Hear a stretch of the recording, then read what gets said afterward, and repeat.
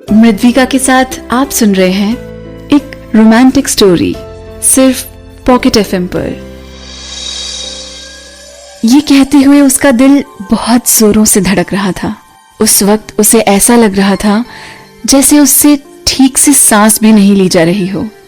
अनुष्का ने कहा, अगर तुम भी सेम फील करते हो तो दरवाजा खोल दो ताकि मैं ये सब तुम्हें सामने से कह सकूं, और अगर तुम ऐसा फील नहीं करते हो तो मैं तुमसे माफी मांगती हूँ। फिर ना तो तुम्हें दरवाजा खोलने की जरूरत है और ना ही इस बात की वजह से परेशान होने की। बस ऐसे जताना जैसे कुछ हुआ ही ना हो। हम इस बात का हमारी दोस्ती पर कोई असर नहीं पड़ने देंगे और फिर मैं तुम्हारे बारे में ऐसा कुछ नहीं सोचूंगी। अनुष्का चुप हो गई और दरवाजे के हैंडल को देखने लगी। दरवाजे पर कोई मूवमेंट नहीं देखकर उसका दिल बैठा जा रहा था।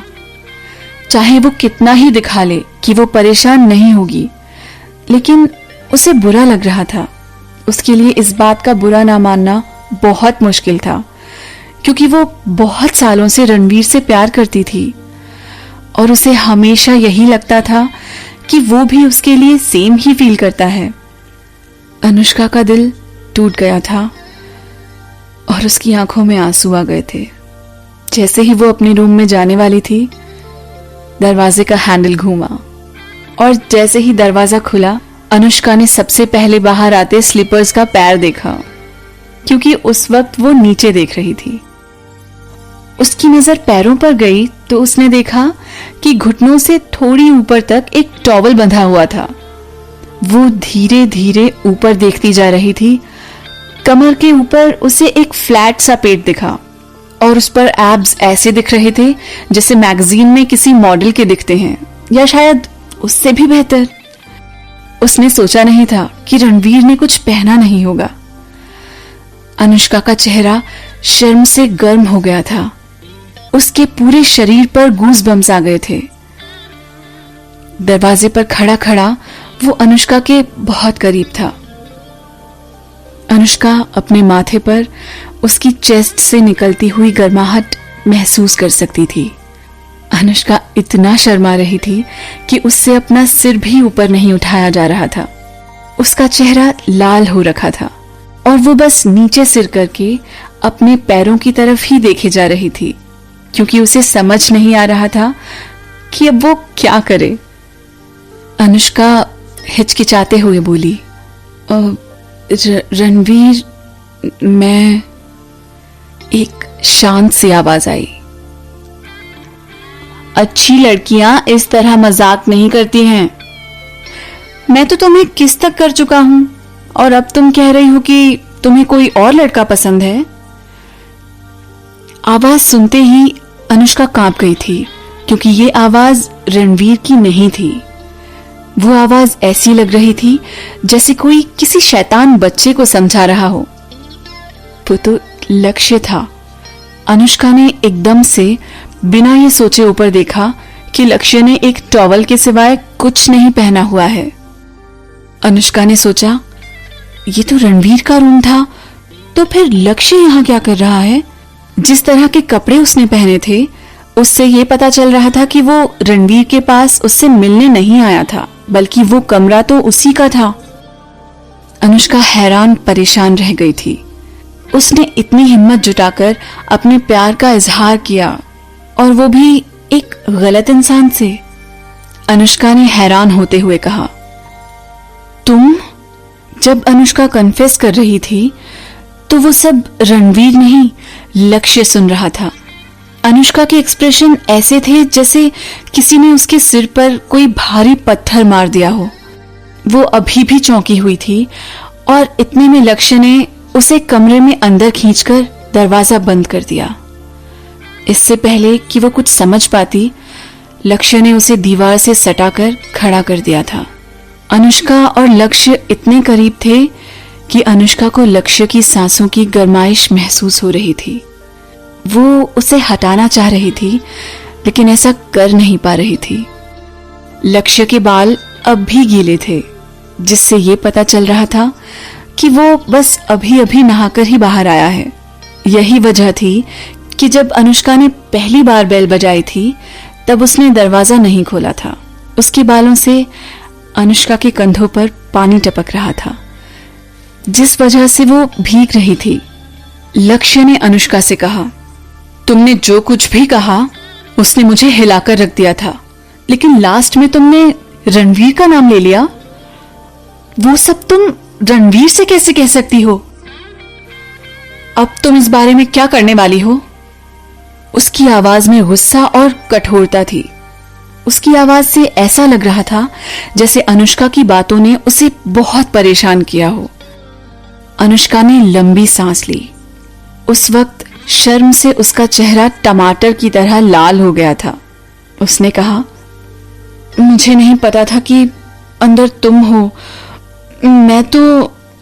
लक्ष्य उसे घूर रहा था। उसे पता था कि आगे वो क्या कहने वाली है, और उसे ये भी पता था कि उसकी कही हुई बात सुनकर उसे अच्छा नहीं लगने वाला है। इसलिए उसने अपना सिर नीचे किया और अनुष्का को चुप कर दिया। उसने बिना हिचकिचाहट, उसकी इजाजत के बिना उसके होठों को चूमकर उसे चुप कराया था। लक्ष्य का किस एक तूफान की तरह था और उसने उसको सांस लेने तक का मौका नहीं दिया था।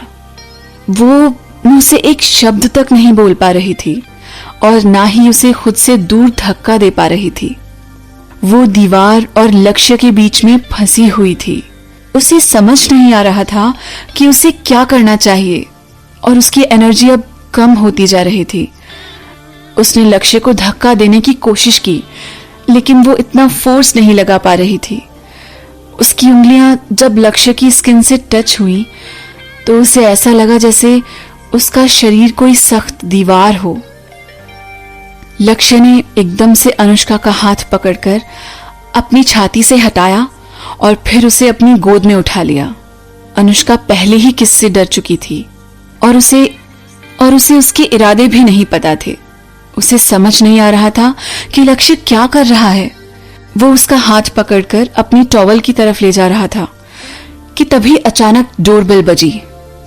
डोरबेल बजने से अनुष्का जब अपनी समझ में वापस आई तो उसको फाइनली दिखा कि लक्ष्य उसका हाथ पकड़कर किस तरफ ले जा रहा था। उसने तभी अपना हाथ पीछे खींचा और अपने दोनों हाथों से जान लगाकर उसे खुद से दूर करने के लिए धक्का दिया, लेकिन लक्ष्य उससे हिला तक नहीं। वो एक दीवार की तरह खड़ा रहा और वो उसे हटाने की कोशिश करती रही। अनुष्का के कपड़े और बाल खराब हो चुके थे। डोरबेल बजती रही और बाहर से अखिल की आवाज अंदर सुनाई दे रही थी। सर, मैं अखिल।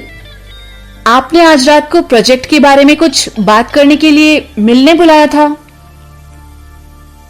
अखिल ने मन में सोचा, लगता है सर अंदर नहीं है, लेकिन सर ने तो मुझे यही टाइम दिया था आने के लिए। लक्ष्य आराम से दरवाजा नहीं खोलकर ये दिखा सकता था कि वो वहां नहीं है, लेकिन पता नहीं उसके दिमाग में क्या आया और उसने बहुत आसानी से अनुष्का को छोड़ दिया। अनुष्का को नीचे उतारने के बाद जैसे ही उसके पैर नीचे जमीन को टच हुए, लक्ष्य ने उसको कसकर कमर से पकड़ लिया, जैसे कि उसे पता हो कि उसका बैलेंस खराब होने वाला है। जब उसे लगा कि अब वो खुद खड़ी हो सकती है तो वो दरवाजा खोलने के लिए मुड़ा। अखिल ने कहा, सर। उसने देखा कि अंदर अनुष्का दरवाजे के पीछे दीवार से सटकर खड़ी हुई थी। उसके बाल और कपड़े पूरी तरह से खराब हो चुके थे। उसका चेहरा और होंठ बिल्कुल लाल हो चुके थे। जैसे ही उसने लक्ष्य की तरफ देखा तो उसने देखा कि वो सिर्फ टॉवल में था और वो भी कमर पर बहुत ढीला बंधा हुआ था। ऐसा लग रहा था जैसे उसका टॉवल कभी भी खुलकर गिर सकता है। अखिल गेस कर रहा था कि अंदर लक्ष्य और अनुष्का के बीच में क्या चल रहा होगा, जो उसने इतनी देर लगाकर दरवाजा खोला। अखिल मन में सोच रहा था, इसके बावजूद भी तुम डायरेक्टर सर के साथ रिलेशनशिप में होने से मना कर रही थी। तुम मुझे इस तरह बेवकूफ नहीं बना सकती। अखिल वहां से जाना चाह रहा था, इसलिए उसने सीरियस होकर कहा, सर आप अनुष्का के साथ बिजी हो तो मैं अभी चला जाता हूं। अनुष्का ने कहा। मैं यहां से जा ही रही थी। अनुष्का ने अपना सिर नीचे किया क्योंकि अखिल और लक्ष्य की तरफ देखने की उसकी बिल्कुल हिम्मत नहीं थी। जब अनुष्का दरवाजे तक पहुंची तो वो अखिल और लक्ष्य दोनों के बीच में खड़ी थी, इसलिए उसके निकलने के लिए बहुत कम जगह बची थी। अगर वो साइड से जाने की कोशिश भी करती तो भी लक्ष्य से टच हुए बिना नहीं निकल पाती। वो दोनों आपस में जरूर टकराते। जब अनुष्का को लगा कि वो ऐसे बिना उससे टच हुए नहीं निकल पाएगी तो उसने लक्ष्य से इरिटेट होकर कहा, मुझे जगह दो, मुझे जाना है। लक्ष्य मुस्कुराया और हल्का सा साइड हुआ। वो पूरी तरह वहां से नहीं हटा था, लेकिन उसने उसे निकलने के लिए जितनी जगह दी थी वो उसके जाने के लिए काफी थी। अनुष्का ने अपना सिर नीचे किया और जाने लगी।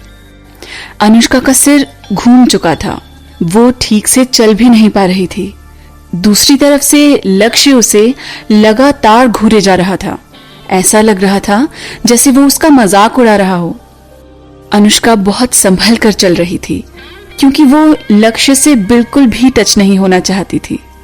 वो जितना धीरे चल रही थी, लक्ष्य उसको उतनी ही ज्यादा देर तक घूर रहा था। अखिल पहले ही उसे जगह देने के लिए दूर हो चुका था। अखिल को लक्ष्य के गुस्से का डर था, इसलिए उसकी हिम्मत नहीं थी कि वो अनुष्का का एक बाल तक छू सके। लेकिन अखिल को अच्छे से समझ आ गया था कि अंदर उन दोनों के बीच में क्या हुआ होगा। लक्ष्य की वासना भरी नजरें ऐसी थी जैसे वो एक बार में ही अनुष्का को पूरा निगल जाएगा। लक्ष्य की वो नजरें अखिल तक को अनकंफर्टेबल फील करवा रही थी।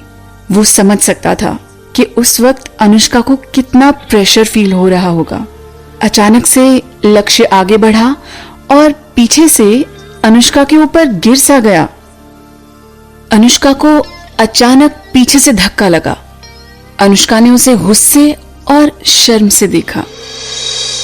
इस कहानी में आगे क्या होगा जानने के लिए सुनते रहिए पॉकेट FM।